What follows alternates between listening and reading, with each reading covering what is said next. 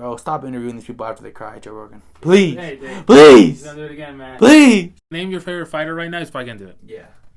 Hey, what's up, guys? We're back with another one, and today we're going to be discussing the most heartbreaking and depressing losses in UFC history. Sam, when I was writing this one up, bro, I started tearing up. It made me sad. Let's jump into it. So, my number one fight for the most devastating and depressing loss that I've ever watched was DC fighting the cheater Jon Jones, part 2. Like what, 11 years ago? Damn, it still hurts, huh? It still hurts. Yes, I was watching. I remember where I was. I was so sad. So, the hype for that fight was one of the best of all time. These we're getting into. If you add what they did between the first setup and the second one, it was insane. From the fights, talking trash about his family. This dude, Jon Jones, insulted his kids or made a reference to his kids, to DC's kids, bro. It's insane, right? And you remember the cut where they're talking? He's like, John, I'll kill you. He's like, I wish they would let me spit on you or something. He's like, if you spit on me, I would literally kill you. He's like, you think I'll just let you kill me, John? Yeah. You think I'll just let you kill me, John? He's like, beautiful setup, bro. So they're fighting. Pretty competitive fight. You can tell what's his name? Joe Rogan said it. He's like, we're currently watching the best 205ers in the world right now. It was a very elite fight. And then Jon Jones comes. So I watched a breakdown of it, what DC was saying. He was getting hit to the body, so he was like putting his arm down. So Jon Jones is great at setting up. He was blocking the body shots, and then he went up for a head kick. Boom, knocked him out. Tripped him. And from there, it was over. Some ground and pound, just devastating fashion. This man really had him down bad, bro. But the aftermath, I was like, no way. And then this dude, Joe Rogan, interviews my guy when he's crying. Hey, bro, how you come gonna do on that? now, How you gonna do dog. like that, bro? They have a missing leg like Connor did. He'll come sit down with you. No, that was crazy. So what's up, man? How do you think? Like DC even said, he got his consciousness back when he was sitting in the hospital room or the ambulance. And he's like, what happened? He's like, I lost. And every time he would remember what happened, he would start crying, which is why he was crying so much when he was when he was being interviewed by Joe Rogan. So it was just kind of a weird dynamic. They shouldn't have interviewed him, but it was just bad to see. The bad guy wins, and I'm not talking about Chael Sonnen. Isn't that how like the UFC is though? Typically the bad guy wins. Yeah. I mean, sometimes we see some good guy wins, and we'll get into that. Actually, every time on my list today, the bad guy always wins. But that's just a devastating fight. I'm the biggest DC fan, DC Glazer. To see him lose like that to Jon Jones the second time after, I was like, okay, this is the one. He's gonna turn it around, and he didn't. It was tough to see. Who do you have? Okay, in the moment, obviously I was throwing a big fit. I was having a party, yeah, right. Okay. But once you start thinking about it, I'm like, that's depressing. That sucks. I'm gonna go with Ilya versus Charles. Like, okay, I know in the moment this dude will attest to what I say. I was dancing, I was having a party, I was having a jig.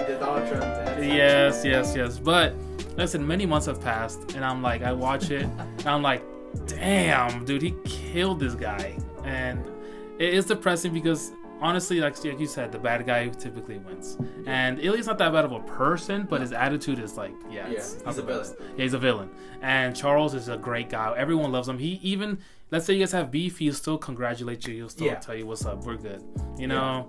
And it just sucks. It does suck. Yeah, it was devastating to see. Like, I wanted Charles to win leading up, but that night, like maybe like 45 minutes before, I was like, I'm not feeling good about this. And then I see Ilya walk out, bro. He was like smiling, chilling. Was he running? So he was walking, and then all of a sudden, dun, dun, dun, dun, dun, Just dun, like, right there. aura coming off. It was coming off the screen, hitting me in the face.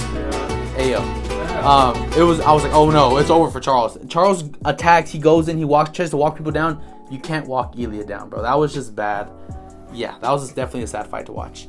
Okay, for me, I also have Ilya on my list. This man loves making us sad. Okay, all right. Ilya versus Max. So, I was camping. Get it out. You had. Dude's the biggest Max hater for no reason. So, Ilya, I'm camping, right? And I'm like, okay, Ilya versus Max. I'm trying to get reception. I'm literally going from different parking lot to parking lot, trying to get some reception. I finally find some in like 2p quality off of like Bovada streams or something. Point being, it was very low quality.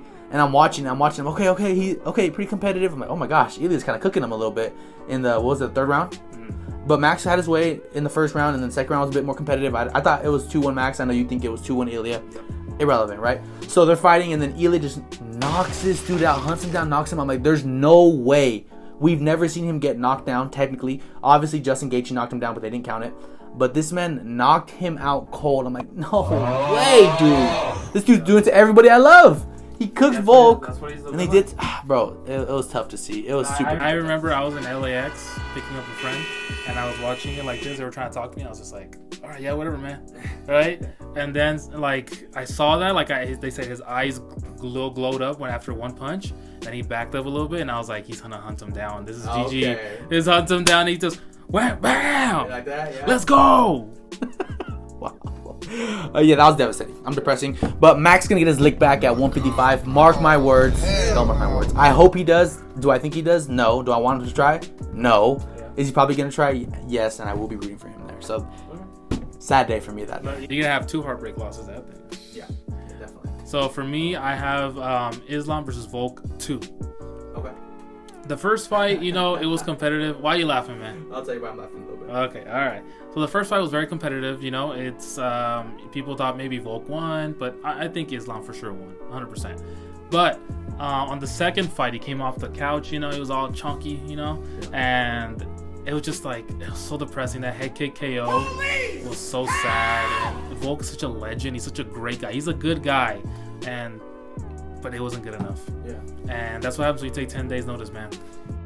It's even sadder when you consider the fact that this dude, Volk, they're doing interviews with him, and he's like, yeah, I was sat on the couch, I was drinking a lot, and I didn't know what to do. I was not arguing with my wife. My wife was like, what's going on? And he was just like going through it emotionally, like as a man. And he's like, I want to fight. I'm a fighter. I haven't had a fight in 5 days. I need to get back out there. This man goes out there, gets head kicked. He looks like a former, I don't know what he looked like, but he looked like he was dead. That man looked dead. That was tough to see, especially because we love Volk, and all the hype after the first fight, dude, was awesome. And his walkout song, Can You Come to a Land Down Under? Like, it was a bummer to see. It was cool. It came from Charles, and thank God it didn't come from Ilya. Not yet. This predated the Ilya knockout, but this dude, it kind of set up a weird spot in Volk's legacy because he lost twice after that. Or that one, and then obviously Ilya's lucky kick. Or lucky punch. What? Lucky. He cooked him. Right. Okay, for me, I have a legendary fight. Everyone knows about this one. It's one of the most hyped fights, and it set the tone for probably to be where the UFC's at today. It's going to be Conor versus Aldo. And I know it's like, oh, it's a banger, right? We love seeing Conor, especially what he did. Like, it's history. We need this to happen, right? For the UFC to be where it's at today. Nevertheless, dude, the hype for that fight was insane. He called him his son. This dude started speaking Portuguese to him. He's like, you're my son. He took his bout. He insulted him. He was like haunting him down. He walked by him. Conor walked by Jose Aldo and freaking farted like 3 times.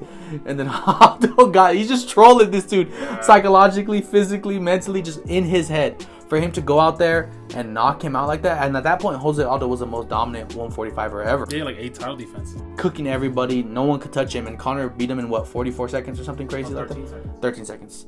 13 seconds, bro. Your entire legacy to some guy who was on your head the whole time, disrespecting your country, your family, and in your head. And you see Aldo cry afterwards. It's like, bro, stop interviewing these people after they cry, Joe Rogan. Please. Hey, Dave. Please. He's gonna do it again, man. Please. Name your favorite fighter right now. He's probably gonna do it. Yeah. I don't even want to think about that, bro.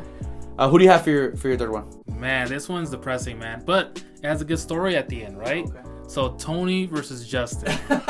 right? I hope your good story isn't what I'm thinking. Yeah, it is what you're thinking. Hey, he made a comeback against Saul Poppy. This dude, Tony Ferguson, proceeds to lose 18 fights in a row, basically. Hey. Whatever. He fights a TikToker, wins, and celebrates like he's Jordan in Game 6. He just hit the shot. This dude falls to the floor. Anything's possible, Kevin Garnett. Tough to see how the mighty have fallen. Sure, we're happy for him, but I'm a bit of a hater too. Just off like, bro, come on, celebrate, but get out the That fight was just a mauling in terms of like just being punched, man. It was depressing to see, like, and I'm surprised he didn't get KO'd in that fight. Like, there's so many shots that Justin Gaethje gave him that I'm like, damn, dude. Like, how is he still standing? But that's just Tony's heart. Yeah. He has a crazy heart. But I think he softened his chin for the next fight against Chandler. Yeah, something, dude. He broke him that night. Because wasn't Mark Goddard was on that fight? And he called it off? Okay, so the lead up to that fight was insane. Because it's like, okay, this dude has won, 11 in a row? Or 10 in a row at that point? 10? I don't remember. Between 9 and 11 in a row, right? Oh! But we'll never forget. Between 9 and 11 in a row, this dude is coming up. He's winning. We're waiting for the Khabib fight. This fight changed a lot, right? Because we never got Khabib basically because of this fight. So there's so much hype. Tony's going to do what he does. And this man just broke him down. The punches were just stinging, bro. Because it was in the apex. You could hear it. Yeah. Oof. Beating him down. It was like stunning, bro. He wouldn't fall, which kind of made it worse because he was just taking that damage. He was very slow. And it set up the downfall for Tony's career, bro. But I don't know. These fights definitely make me make me stay up at night. Who was your worst one, man? Oof, good question. It probably has to be DC and Jones, just because of how emotionally invested I was into that fight. I really, really wanted to see DC get it done, and he didn't. And for him to lose in such a devastating fashion against John Jones, who's just a ball of evil, 6'5" ball of pure evil, dude. And I was like, no, I don't want this. DC was supposed to beat him. So for me, that one still haunts me to this day. What about you? What was your number one most devastating? Me, it was Volk Islam, but I'm gonna actually change that because, you know, it's a crowd. You don't hear the punches. You know, so you see him, it's like, damn, that's tough, right? Yeah. But maybe Tony versus Justin, because you can hear everything and you can see, like, you just feel it, and it's like, oh my gosh, another one. Oh my god, another one. It was sad. And especially you consider the downfall of what happened after that. Think about it like this: Tony's fighting Justin, and from that moment until he steps in the cage, he won't see another win until he fights Salt Poppy in like Bare Knuckle or The Zone, something random, Jake Paul organization. It was tough to see, guys. But let us know what you guys have as far as devastating fights and fights that haunt you to this day. My name's Angel. This is Sam. We'll catch you on the next one. Peace.